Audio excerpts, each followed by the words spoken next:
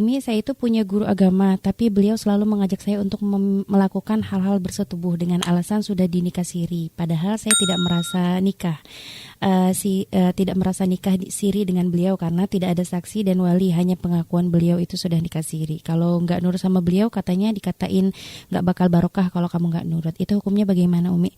Saya sangat butuh pencerahan. Anda nih benar gak nyari guru? Jangan sampai ada penjahat berkedok jadi guru kan gitu. Tadi kami katakan ya, guru nih harus Anda lihat. Anda sendiri merasa ragu, Anda gak ngerasa dinikahi. Loh kok enak banget dia langsung ngomong tiba-tiba nikah siri. Kira-kira orang tua Anda tahu tidak? Anda masih punya orang tua ibaratnya. Tapi kok bisanya Anda ibarat kalau sampai dia seenaknya nikahin Anda sampai yang mau nikah aja gak ngerti. Orang tua Anda juga mungkin gak dikasih tahu. Itu siapa itu guru kok manfaatin banget. Maka Anda jangan percaya.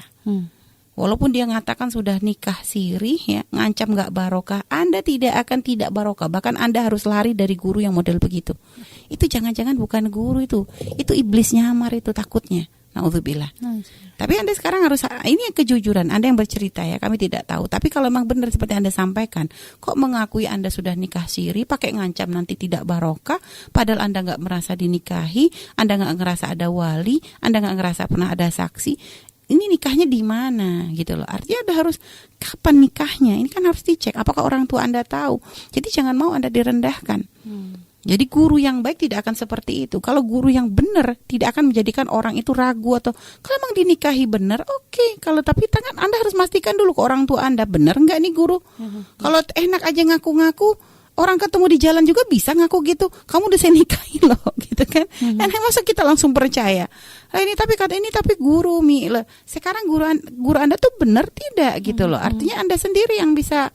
Ini jangan sampai ini guru iblis berkedok guru kan gitu. Kita khawatir begitu. Enak banget kok kayak nikah langsung tiba-tiba mohon maaf Anda diajak untuk berhubungan.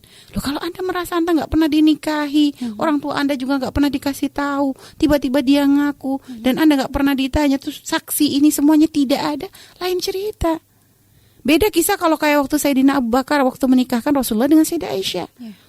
Waktu itu Rasulullah, Sayyidina Aisyah itu memang dinikahkan oleh Sayyidina Abu Bakar dengan Rasulullah, memang tanpa sepengetahuan Sayyidah Aisyah. Akhirnya Sayyidina Abu Bakar tuh menyuruh Sayyidah Aisyah untuk pergi ke tempatnya Nabi Muhammad, karena waktu itu membawa kurma. Untuk padahal sebenarnya Sayyidina Abu Bakar pengen nyetor ini loh istrimu ya Rasulullah gitu lah. Tapi Sayyidah Aisyah memang waktu itu nggak tahu kan. Nah akhirnya waktu itu Rasulullah memang menyingkap bajunya Sayyidah Aisyah sedikit gitu ya, kakinya sehingga terlihat. Sayyidah Aisyah tuh masih kecil waktu itu, tapi beliau tuh marah dengan Rasulullah waktu itu. Padahal beliau tuh secara akal masih belum sempurna, tapi beliau tuh ngelihat karena beliau tidak tahu kalau sudah dinikahkan, lihat. Padahal bukan sampai mohon maaf sampai tadi mengatakan sampai hubungan suami istri ya, hanya nyingkap gitu, dan padahal itu adalah Nabi gitu ya. Sayyidah Aisyah tahu itu Rasulullah Nabi, itu pun beliau masih begitu tegasnya, maksudnya marah. Karena gak tahu kalau ternyata sudah halal, datang kepada ayahnya langsung ngadu, ya kok Rasulullah begitu. Makanya kata Sayyidina Bakar, jangan kamu prasangka buruk dengan Rasul. Aku sudah nikahkan loh, itu kan lain. Nah sekarang Anda tanyakan ke bapak ibu Anda, udah dinikahin, ke bapak Anda udah dinikahin bener nggak? Kalau belum ya jangan mau Anda. Jangan ini guru ini menipu, pakai atas nama guru. Kalau nggak nanti nggak barokah. Malah kalau Anda ikuti Anda dosa gede. Ini Anda bahkan harus kabur kalau memang guru ini nggak jelas begitu. Kalau Anda tanya kepada orang tua, nggak ada nak, kamu kapan, kok enak aja kamu dinikahin orang. Kalau misalnya orang tua Anda nggak ngerasa menikahkan Anda juga nggak pernah ngerasa udah jadi jangan percaya omongan, apalagi tidak ada saksinya. Nggak ada saksi, nggak ada wali, ini nikah model apa? Emangnya Anda tuh kucing, enak aja langsung mohon mau digauli seperti itu, nggak pakai. Anda tuh orang, Anda terhormat, wanita dimuliakan, nggak seenaknya seperti itu dong. Pernikahan tuh bukan sesuatu yang bisa dipermainkan, bukan hanya untuk sekedar memenuhi syahwat selesai nggak bisa. Pernikahan tuh ibadah. Makanya jangan sampai naudzubillah mengatasnamakan pernikahan padahal sebenarnya itu adalah kemaksiatan. Pengen berzina tapi pakai bahasa nikah dan tidak ada bukti, nggak ada saksi, nggak ada wali. Ini model pernikahan macam gimana? Maka Anda tidak harus patuh. Anda tidak akan, malah kalau Anda ngikutin Anda naudzubillah Anda dosa besar. Hindari guru seperti itu. Kabur aja lah kalau dari guru model begitu, menjauh Anda. Kalau memang benar dia, karena dia telah main-main urusan syariat. Kok pernikahan kayak begitu remehnya di mata di matanya sampai Anda sendiri nggak ngerasa dinikahi, wali juga nggak tahu atau gimana. Nah, makanya tadi coba tanya dulu ke Bapak. Jangan-jangan mungkin kasusnya juga bisa seperti kasus Sayyidah Aisyah. Tanya dulu ke orang tua Anda, jangan-jangan misalnya Anda memang nggak ngerasa dinikahi, tapi ternyata Bapak Anda sudah nikahkan. Loh, lain cerita. Karena Bapak Anda juga punya hak sebenarnya menikahkan Anda, walaupun memang sebenarnya secara Islam harusnya Anda juga ditanya. Tapi kan Anda nggak tahu, cek dulu deh kebenarannya. Kalau ternyata Bapak Anda tidak merasa menikahkan Anda, maka jangan mau dengan omongan guru, ya walaupun dia pakai ngancam berkah nggak berkah, tidak akan nyampe doanya. Bahkan kalau sampai dia menyumpahi Anda, misalnya melaknat Anda, kalau kamu nggak nurut nanti kamu akan sengsara. Itu sengsara itu akan kembali kepada yang menyumpahi. Kalau memang tidak tepat mau ditujukan, itu tidak akan kembali kepada Anda. Jadi seperti itu, wallahu a'lam bishawab. Baik Umi, beliau itu seorang ustadz Umi, banyak amalannya, beliau sering dimintai doa karena beliau di desanya terkenal orang pintar Umi. Kalau kata beliau tujuan bersetubuh ke saya itu katanya agar doa saya cepat dikabulkan dan dapat ridhonya Allah. Tapi dengan bodohnya saya nurut Umi. Setelah saya sadar sepertinya saya tidak pantas, sepertinya tidak pantas guru yang seharusnya mendidik malah menjadi sebaliknya. Gitu. Itulah lihat, kan aneh itu ceritanya. Biar doanya dikabul. Hubungannya dari mana? Sejak kapan? Kalau memang cara ini, Nabi banyak mendoakan para sahabat, tapi nggak ada dengan cara model begitu. Itu kan, ini makanya itu modus itu bukan guru, itu penjahat. Makanya kok Anda turuti, udah telanjur lagi. Maka gimana? Anda bertobat kepada Allah. Anda nangis dan Anda pergi menjauh dari makhluk tersebut. Anda tinggalkan, tuh bukan guru, tuh setan itu. Kalau memang benar Anda, apalagi Anda sudah ngecek misalnya, saya nggak tahu tadi Anda sudah ngecek orang tua atau tidak.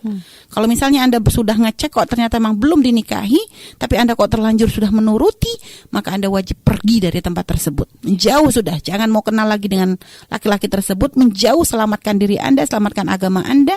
Sudah Anda nangis kepada Allah, Anda sesali dosa Anda karena Anda telah mengikuti iblis. Ya, Anda menuruti bisikan, karena itu bukan guru. Kalau kami itu nggak ada. Bagaimana cara kok harus berdoa, kok harus mohon maaf dengan cara seperti itu modus itu. Modus itu. Jadi walaupun dia kata diakui kata diminta doa, itu penjahat itu, naudzubillah. Dan itu banyak sekarang orang mengatasnamakan agama hanya untuk mencari memenuhi syahwat duniawinya, itu banyak sekarang. Berapa kali kasus seperti ini? Orang murid-murid yang kadang dimanfaatkan. Makanya hati-hati, ini sebenarnya merusak agama.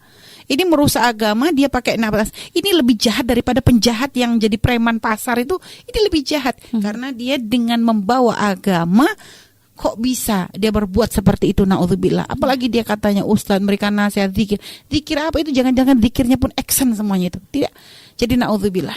Ya, jadi Anda menjauh, Anda keluar dari tempat tersebut, Anda sesali dosa Anda dan nangis kepada Allah. Allah nanti akan menutup aib-aib Anda, dan semoga kalau memang itu ustaz gak benar itu segera dikasih diberi hidayah oleh Allah Subhanahu wa taala. Kebusukannya akan menjadi sebab akan ya, artinya kalau dia tidak bertobat, naudzubillah, semoga segera dibuka oleh Allah supaya nanti tidak semakin banyak korban lagi. Ya Allah, alam bisawab. Amin ya Allah, masyaallah, jazakumullah khairan Umi. Dan Anda jangan membuka aib ini. Artinya tolong dijaga, Anda segera pergi saja, tapi tutup aib rapat-rapat. Tapi kalau misalnya subhanallah, ini mungkin ada komunikasi khusus saja deh.